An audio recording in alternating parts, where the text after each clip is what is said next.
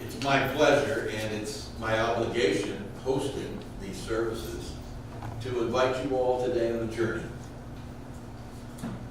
Now, most journeys we make are getaways to, break up the regular rhythms of life. It doesn't even have to be a special place. Sometimes it's just good to go and do something different for a day or two. Here in the north, we typically, try to get to go away to somewhere where it's warm for a while. And that's not a bad idea. My family and I just got back from a trip to Disney World. As you can imagine, we packed our bags. We weren't quite sure what we should take with us to wear in February in Orlando, but we had most of the essentials. And when it was over, we left 85 degrees in sunshine to return to the frozen tundra of northeastern Pennsylvania. But this journey, this Lenten journey, that the Church of Jesus Christ invites us to take each year is a different kind of journey.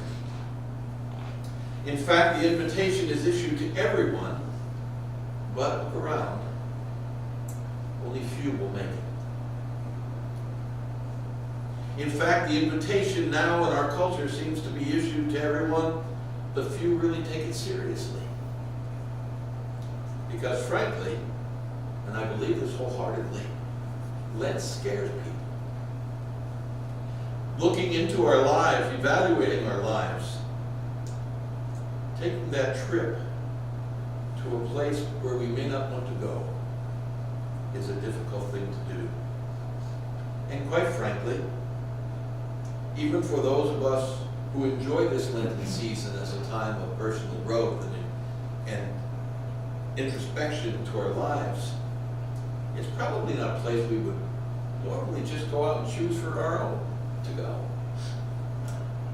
This journey is literally a trip into the wilderness. The wilderness is a place we sometimes find ourselves even though we didn't necessarily choose to go there. You know what I mean.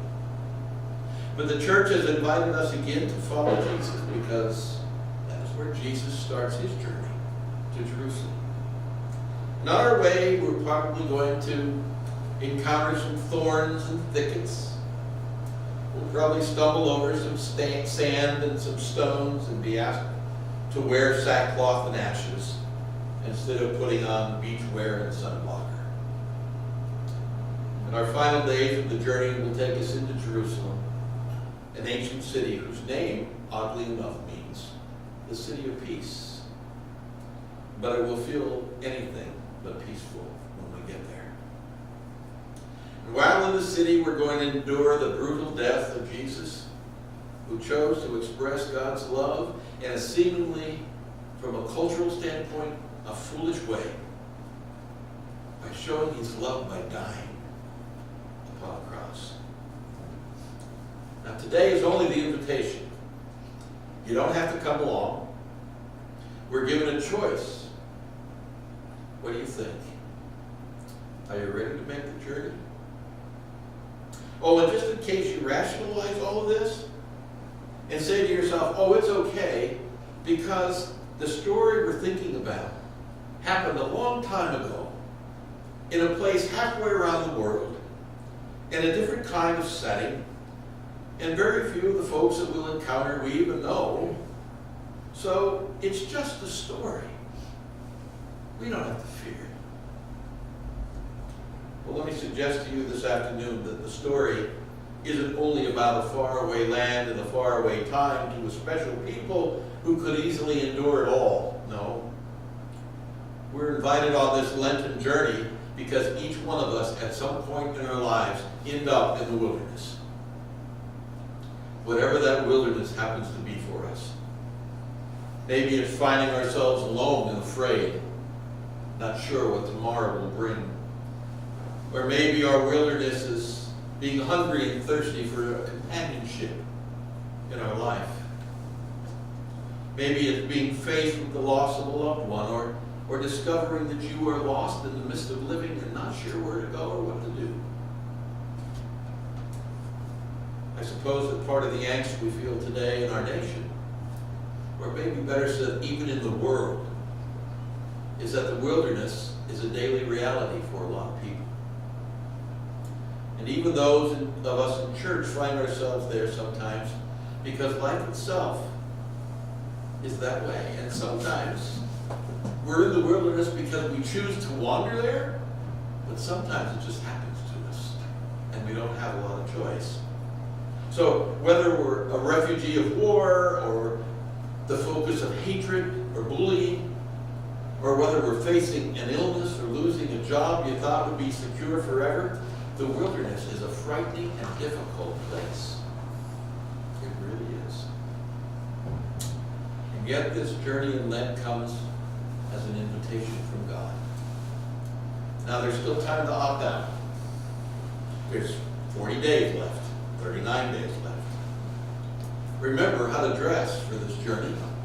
There'll be a time for sackcloth and ashes, to seek God's forgiveness, to dawn on the signs of awareness of our brokenness and vulnerability, to realize that we are in need of grace and forgiveness in our lives.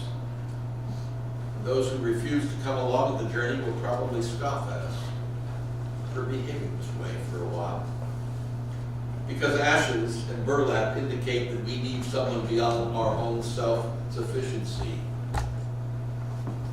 to complete our journey. But we people of faith know that that's okay, that that's even what's expected. Now, for those of us who are willing to make the wilderness trek, the good news is there is grace, there's transformation, and there is hope, and there is resurrected life. So if you really decide to come on this journey with us in this Lenten season, I'm telling you, it's not going to be easy, but it will be worth it. Because unless we walk with Jesus into the wilderness and even experience death itself, we will never truly experience what Easter resurrection is all about. I do hope you'll come along. It's good to know we're not alone on the way. We might be able to help each other stay the course, just in case the journey gets a little too rough for us. We'll have each other. So what do you think? We better get started. Who's coming along? In the name of the Father, and the Son, and the Holy Spirit. I hope it's you.